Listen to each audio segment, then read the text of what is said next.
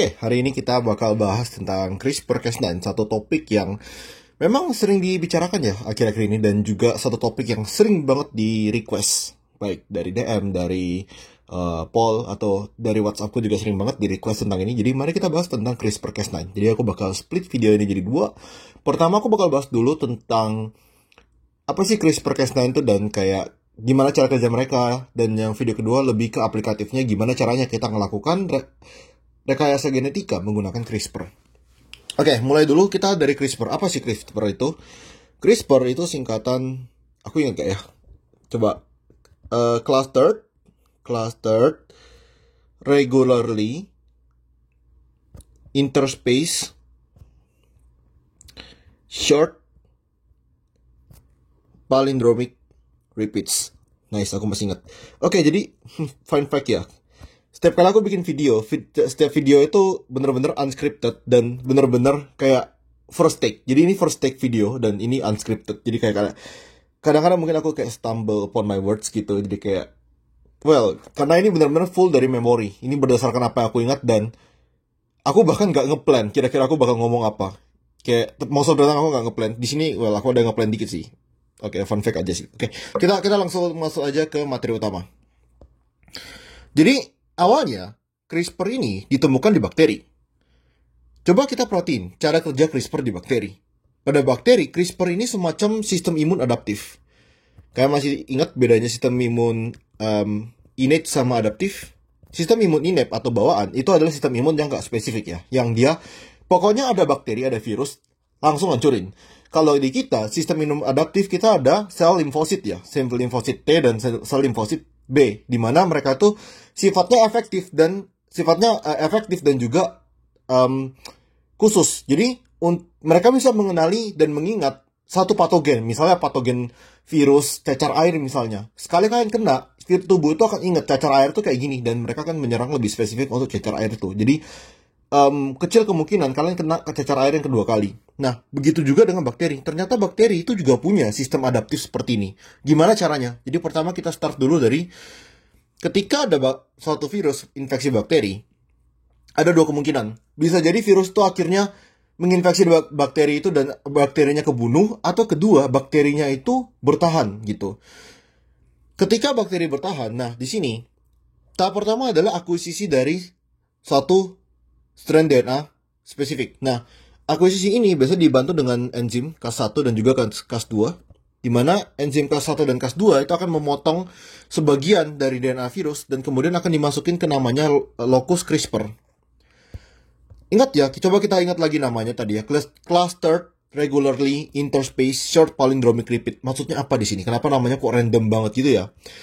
Jadi di sini, cluster itu kan artinya berkelompok ya, dan regularly itu artinya apa, secara apa ya, dengan susunan yang teratur ya, berkelompok susunan teratur. Interspace, ada jaraknya dari suatu short palindromic repeat. Apa sih short palindromic repeats itu? Sesuatu kata itu bisa dibilang palindrom ketika kita baca dari depan dan belakang sama. Misal kata race car. Kalau kita baca race car, mungkin aku kecilin ini, dari depan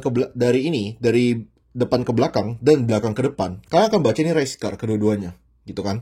Kayak ini jadi suatu huruf yang palindromik. Jadi, atau misal kata lain, misal room ini bukanlah suatu kata yang palindromik. Kenapa? Karena kalau kita baca dari depan ke belakang dan belakang ke depan tuh beda, kayak gitu. Oke, karena kita tahu sekarang itu artinya kata yang palindromik. Gimana dengan sequence DNA yang palindromik? Kalau aku ada sequence gini gimana? Misalnya AGT. Apakah AGT ini suatu sequence yang palindromik? Misal AGT. Caranya gini, misal kita tulis ya, ini 5'3', terus ini 5'3'. Kita tulis kebalikannya. Kayak gini ya. Apakah kalau dibaca dari atas sini dan di bawah sini, apakah sama? Tidak ya, ini bacanya AGT, bawahnya bacanya ACT. Gimana kalau misalnya sequence ini sekarang dia seperti ini?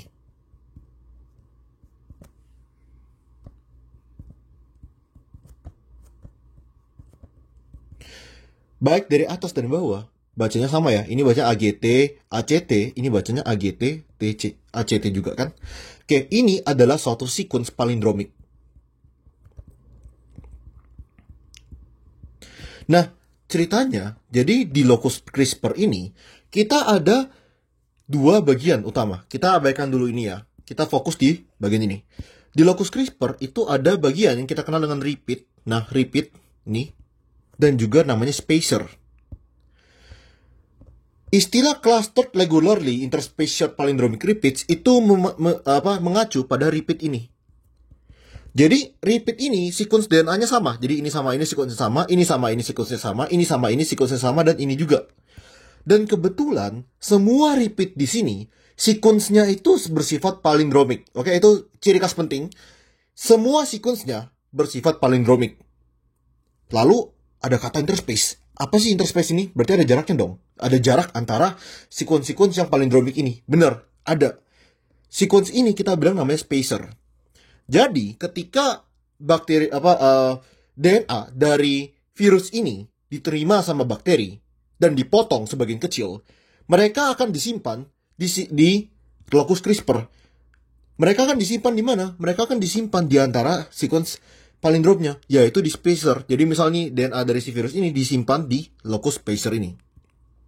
Jadi locus spacer ini aku suka bilang kayak semacam kayak bounty gitu lah ya untuk virusnya gitu. Kayak misal ini tuh virus A, ini sequence virus A, ini virus B, virus C, virus D. Jadi kayak semacam ngebawa sebagian segmen DNA virusnya. Sekarang kalian mikir lagi kayak, oke, kita udah tahu kalau si bakteri itu dia nyimpen DNA virus di antara sequence palindromik gitu. Nama penyimpanannya namanya spacer.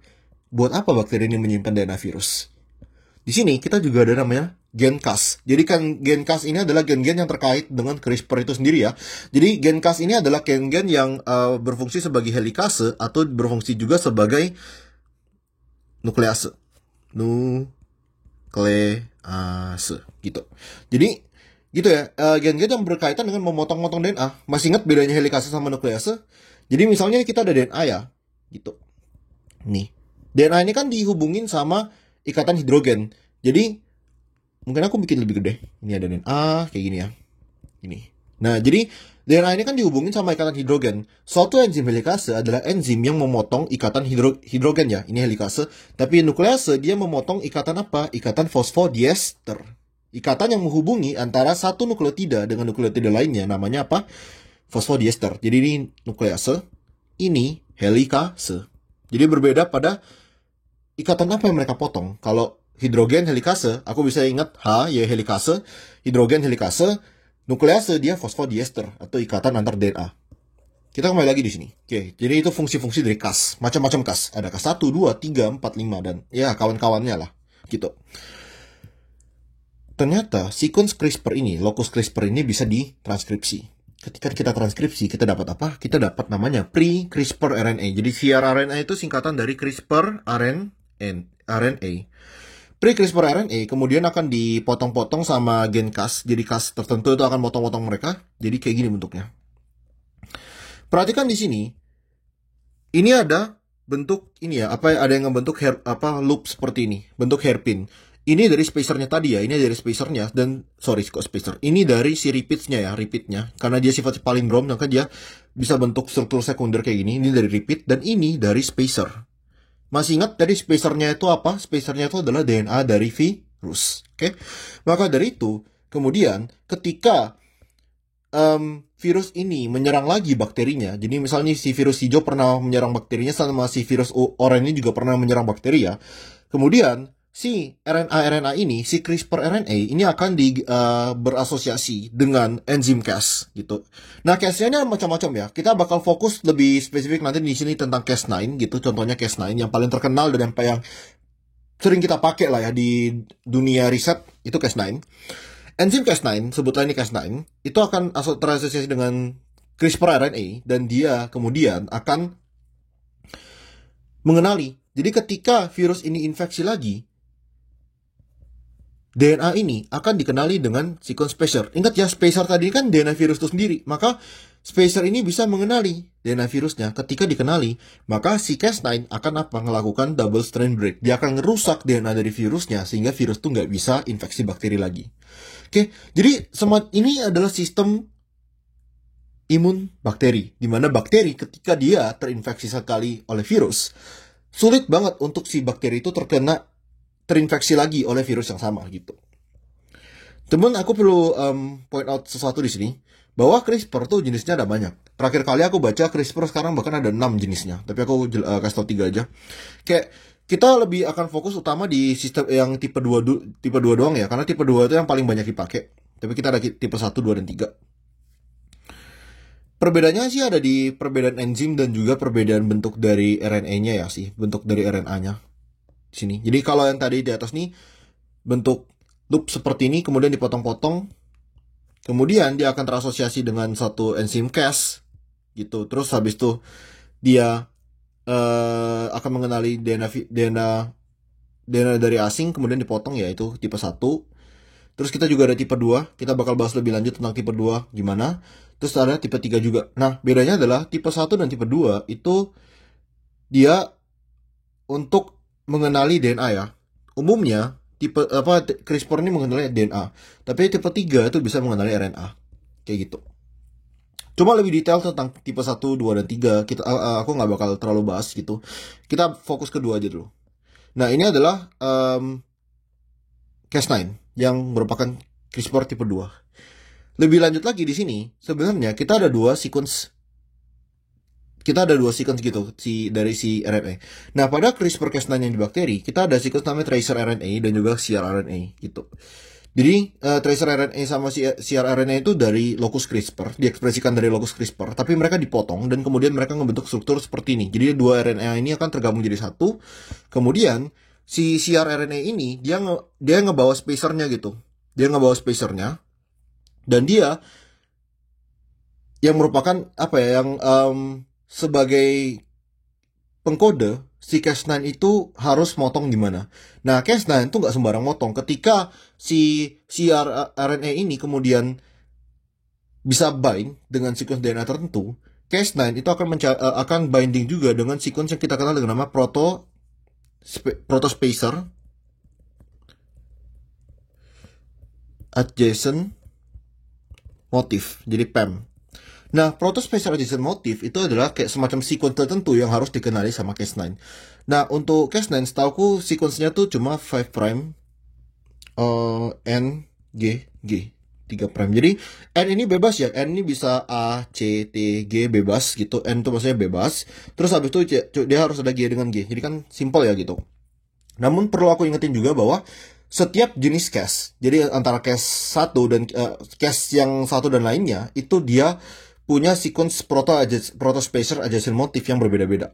Nah, kemudian pada riset biasanya kita nggak pakai lagi namanya cRNA sama tracer RNA. Kita ngebuat sesuatu yang namanya sgRNA atau single guide RNA. Kenapa? Karena ini lebih simpel aja sih.